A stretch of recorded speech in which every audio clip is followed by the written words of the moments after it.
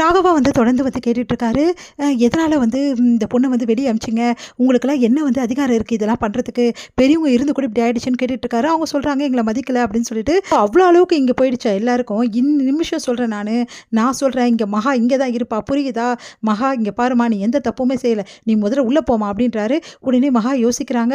நான் சொல்கிறேன் மாமா சொல்கிறேன் கேட்க மாட்டியா, உள்ளே போ அப்படின்னோடனே மகா வந்து யோசிச்சுட்டு அப்படியே போகிறாங்க. பார்த்தா வர்ற வழியிலே சூர்யா நிற்கிறாரு. சூரியன் நகர்ந்து போயிடுறாரு. அதுக்கப்புறம் மகா வந்து மேலே ஏறி அவங்க ரூமுக்கு போயிடுறாங்க.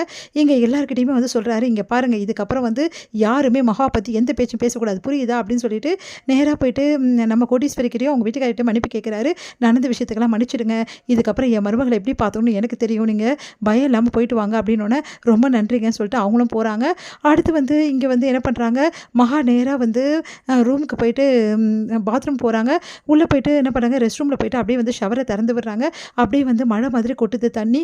அதில் அப்படியே வந்து தன்னோட வந்து கஷ்டங்கள்லாம் கரையிற மாதிரி வந்து அப்படியே நிற்கிறாங்க மகா மழையிலேயே. இங்கே சூர்யா என்ன பண்ணார், பால்கனியில் போய் நின்றுக்கிட்டு செம்மையாக டென்ஷனாக வந்து நடந்த விஷயத்துக்காக செம்ம டென்ஷனாக இருக்கார். இங்கே என்ன பண்ணுறாங்கன்னா, கோடீஸ்வரியும் வந்து அவங்க வீட்டுக்காரும் மனசு கஷ்டத்தோடு இருக்காங்க. மகாக்கு இந்த நிலைமை ஆயிடுச்சு, அவள் இவ்வளோ கஷ்டப்படுறாளே, மாப்பிள்ளை இவ்வளோ நாள் நடிச்சிருந்தாரா நம்மக்கிட்ட, நல்லா பழகினார்னு நினச்சினேன், இந்த மாதிரி ஆயிடுச்சு அப்படின்னு சொல்லிட்டு மனசு கஷ்டப்பட்டுட்டு இருக்காங்க. உன்னே வந்து பிரபா வந்து சொல்கிறாங்க, ஏன் விட்டுட்டு வந்தீங்க, அக்காவை கூட கூட்டின்னு வந்துட வேண்டியதானே, மகா விட்டுட்டு வந்துட்டீங்களே அப்படின்னு சொல்லிட்டு பிரபா வந்து ரொம்ப ரொம்ப கோப்படுறாங்க. சரிம்மா நடக்கிறது நடக்கட்டும், என்ன நடக்குதுன்னு பார்க்கலாம், கண்டிப்பாக மகா எல்லாத்தையும் சமாளிப்பா, கவலைப்படாதுன்னு சொல்லிட்டு ஆறுதல் சொல்லிட்டு இருக்காங்க கோட்டீஸ்வரி. அவள் குழந்தை அங்கே சாப்பிடாம இருக்கா, நம்ம இங்கே சாப்பிட முடியுமா, எனக்கு வேணாம் சாப்பாடுன்றாரு அவங்க அப்பா. நீங்கள் சாப்பிடாம இருந்தால் மட்டும் எல்லாம் ஆகிடுமா அப்படின்னு சொல்லிட்டு கோட்டீஸ்வரி அவரை சமாதானப்படுத்துகிறாங்க. இங்கே வந்து மகா வந்து அழுதுகிட்டே இருக்காங்க. அதுக்கப்புறம் எழுந்து வெளியே வராங்க. தலையை துவட்டிட்டு பார்த்தா வந்து பால்கனியில் நின்றுட்டுருக்காரு சூர்யா. என்ன இவர் இங்கே நின்றுட்டுருக்காருன்னு சொல்லிட்டு பேச போகிறாங்க. இங்கே பாருங்கங்க, ஒரு நிமிஷம் நான் சொல்கிறது கேளுங்கன்றாங்க. உடனே வந்து திரும்பி வரதுக்காக திரும்புகிறாரு. உடனே சொல்கிறாங்க, இங்கே பாருங்கள், உங்கள் அம்மாவை நான் எதிர்த்து பேசணும்னு பேசுகிறேங்க, நடந்த விஷயத்தை முழுமையாக நீங்கள் கேட்கல, ரெண்டு பக்கமும் நீங்கள் கேட்கணும் இல்லையா, என் சைடில் நீங்கள் கேட்கலையே அப்படின்றாங்க.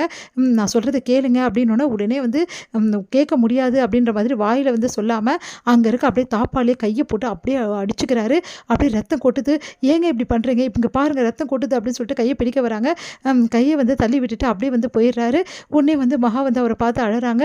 இங்கே சூர்யா வந்து அப்படியே பெட்டில் படுத்து கையில் வந்து ரத்தம் சொட்ட சொட்ட அப்படியே தூங்கிடுறாரு.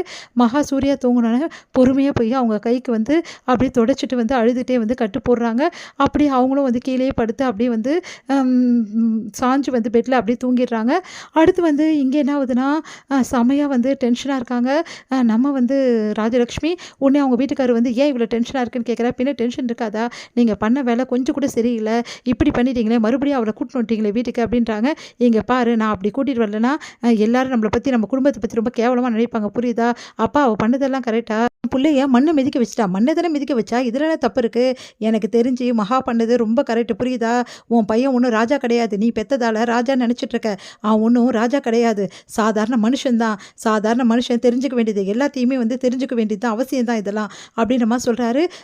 என் பிள்ளை எவ்வளோ பெரிய கம்பெனியோட, அந்த கம்பெனி எங்கள் அப்பா உருவாக்கினது, அவன் ஒன்றும் பண்ணலையே எதுவுமே, அதனால் நல்லது கெட்டது எல்லாமே ஒரு பையன் தெரிஞ்சுக்கணும், புரியுதா?